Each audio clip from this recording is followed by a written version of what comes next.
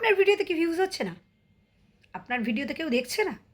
মনে কষ্ট পাচ্ছেন? অন্যদেরকে দেখছে? আপনি তাহলে ভাবুন, তাহলে আপনি সঠিক পথেই আছেন। কারণ অন্যদেরকে দেখছে মানে কী দেখছে আপনি তো বুঝতেই পারবেন। কারণ একটা লোক যারা খাওয়া দেখছে, যারা জামাকাপড় খোলা দেখছে, তাদের রুচি কিন্তু আপনার সাথে মিলবে না। আপনি ভদ্র সভ্য, তাই ওসব পড়তে পারছেন না। আর প্রয়োজনই বা কী আছে?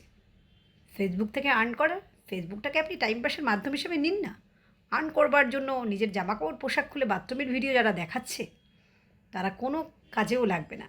না থাকবে সমাজের, ওই যে বলে, আবার বলছি, ডাবের দাম 50 টাকা আর নারকেলের দাম 20 টাকা, সেই হয়েছে অবস্থা। আর যৌবন তো আর কারো চিরকাল থাকবে না। ফিল্টারটা সরিয়ে দিন, তখনই আসল রূপ তার বেরিয়ে যাবে।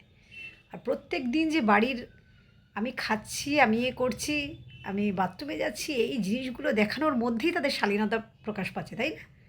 কারণ আপনি কিন্তু যে বাড়িতে রান্না করবেন, সাথে সাথে সেটাকে লোককে দেখাবেন, বাচ্চা কী করছে সেটাকে দেখাবেন, এটা কিন্তু কোনো ভদ্রস্থর পরিচয় নয়। ডেইলি ব্লগের নাম করে যেসব নোংরামি হচ্ছে সেগুলো সবাই করতে পারে না।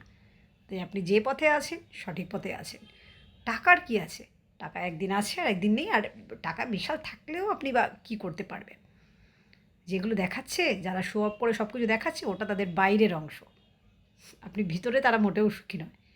কারণ যাদের রাতে ঘুম হয় না ভিডিও করবার জন্য, যাদের দিনের বেলা ঠিকমতো খাওয়া হয় না ভিডিও করার জন্য, তারা মনে হয় পৃথিবীতে সুখী মানুষ নয়। আপনিই সুখী মানুষ।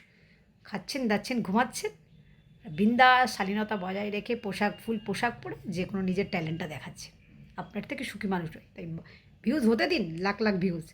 কত বছর ফেসবুক দেবে টাকা নোংরামি করে, সেটাই শুধু দেখার। তাই ভালো থাকুন, সুস্থ থাকুন, শালীনতা বজায় রাখুন।